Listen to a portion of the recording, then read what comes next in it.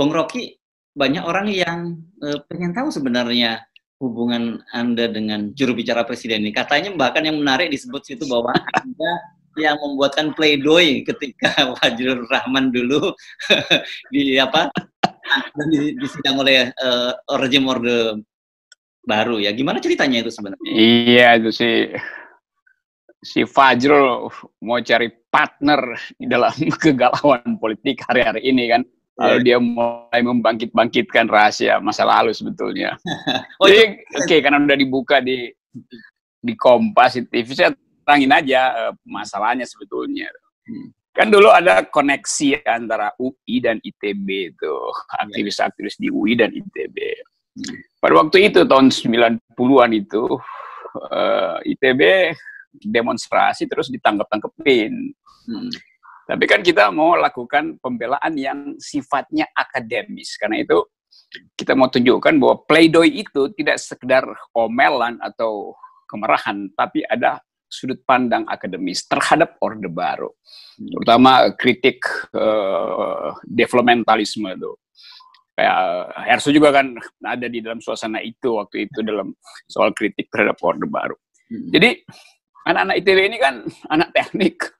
Jadi perspektif humanioranya kurang tuh, sosiologi politik, analisa dependensi waktu itu. Kalah sama Soekarno. Perdebatan antara kalah dengan Soekarno dong. Pembelaan Indonesia menggugat yang sangat. Iya. Ya, suasana kolonial kurang terasa di Bandung pada waktu itu. Kecuali anak-anak seni rupa ya, ada saudara Enin segala macam itu, dan anak-anak beberapa aktivis yang memang bikin aktivitas di luar kampus. Ada yang disebut Free School for Social Analysis. Itu teman-teman saya semua tuh. Yang secara rutin kita tukar-tukaran, kita diskusi tentang Marxisme di Bandung. Anak ITB ngumpul atau dia datang ke Jakarta, kita ngomong tentang dependensia,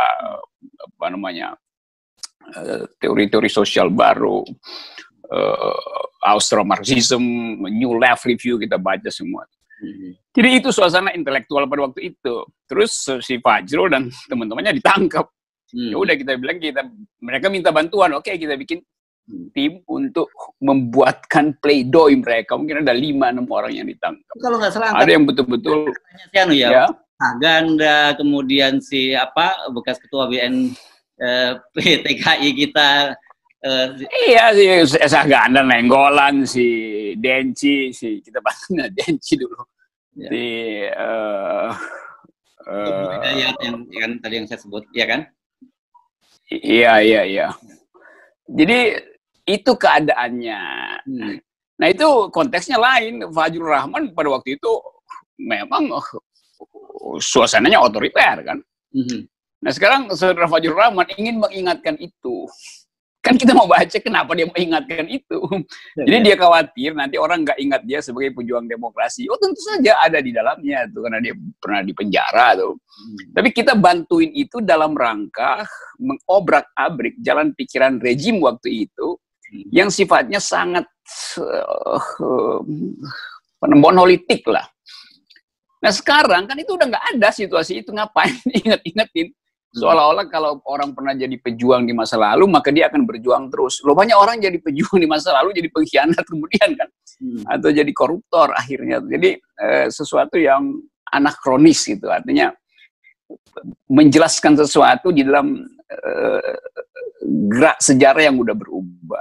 Tapi saya bisa pahami karena saudara Fajrul ya tetap teman saya, tapi saya tetap katakan bahwa Anda ada di dalam keadaan yang berbeda. Jadi jangan kait-kaitan dengan masa lalu. Itu kan orang mau cari apologi sebetulnya kan, supaya oke lah, gue masih berteman sama Rocky. Oh jelas aja persahabatan itu ada ketika itu. Tapi sekarang saudara Fajrul adalah lawan politik dari mereka yang menganggap bahwa demokrasi tidak tumbuh di era Jokowi. Karena itu saya terangkan kemarin tema Kompas itu Jokowi dan masa depan demokrasi. Saya bilang keliru.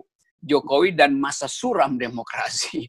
Lalu Rossi mungkin sedikit paham itu, lalu dia mulai masuk. Tapi kemudian ya itu jadi biasa ya kalau dia dengan orang istana kan berupaya untuk menghalangi orang bicara tuh. Tapi saya udah paham psikologi itu sebetulnya. Itu latarnya. Ya. Jadi kan Fajrul selalu menyinggung DNA sama DNA yang sama gitu. Tapi kan kemudian posisinya sebenarnya berbeda. Jadi apa yang membedakan Anda dengan Fajrul? Apakah kemudian kalau orang masuk di dalam pemerintahan itu berarti dia mengkhianati apa cita-cita atau ideologi yang dia lama dia anut gitu? Iya, karena dia menjadi pembela rejim kan. Jadi kekuasaan itu dibela justru oleh mereka yang paham tentang human rights. Tapi bukan cuma Fajrul, itu kan satu paket di istana kan. Aktivis LSM, sahabat-sahabat kita di zaman reformasi LBH segala kan semuanya nyari suaka di kekuasaan kan, termasuk saudara Fajrul. Sebetulnya dia mencari suaka di kekuasaan. Tapi kita mesti anggap bahwa ya oke, you ada di situ, tapi you bela aja dengan akal pikiran kan. Kalau you mau bela, jangan kait-kaitkan dengan masa lalu. Itu artinya nggak pede dong. Masa mesti seolah-olah karena persahabatan masa lalu maka saya mesti ikut membela Jokowi kan. Gila tuh kan dalam pikirannya. Kecuali Jokowi betul demokratis. Kalau dia demokratis, ya nggak perlu dibela kan. Ya udah demokrat, justru karena seluruh survei, apalagi survei internasional menunjukkan bahwa Indonesia itu tidak demokratis, kehilangan kebebasan sipil, kemampuan rejim untuk memelihara suasana demokratis juga hilang. Nah, yang salah selalu dianggap bahwa Jokowi sedang membangun demokrasi itu. Loh, Jokowi itu masuk ketika demokrasi sudah tersedia, sudah terbangun. Kita yang bangun, mahasiswa yang bangun. Kampus, UI, UNAS, Trisakti, Atmajaya, seluruh Indonesia.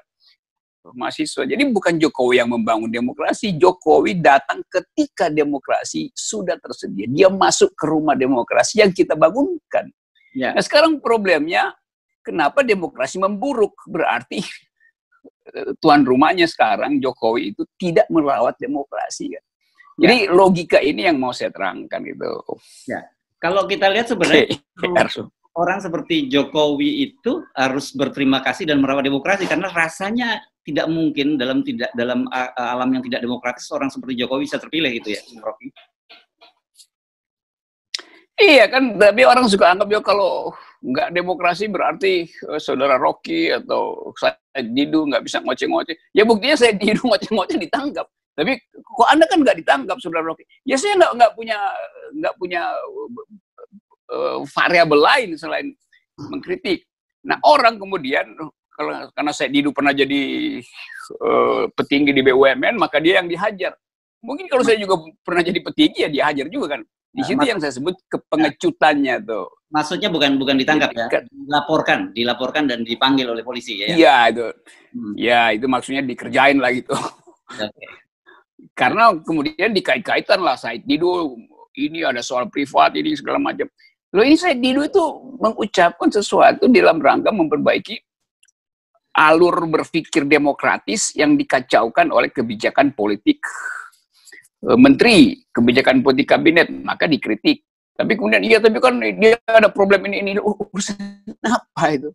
Jadi orang akhirnya campur. Jadi kalau Anda pernah punya dosa misalnya, pernah melakukan sesuatu yang secara publik masih simpan rahasia-rahasia, padahal sebetulnya itu rahasia yang dibuat-buat. Lalu itu yang dibongkar misalnya kan nggak fair gitu dalam perpolitik. Itu sama seperti berapa waktu saudara Buton, saudara mahasiswa.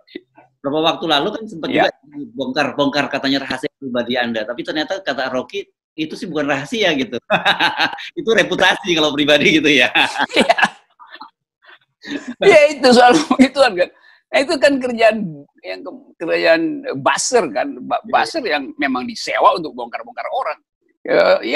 Banyak orang sebenarnya yang punya reputasi bagus yang tidak bisa dibongkar, maka mereka cari reputasi buruknya. Lalu reputasi buruk itu kan dalam perbandingan tuh.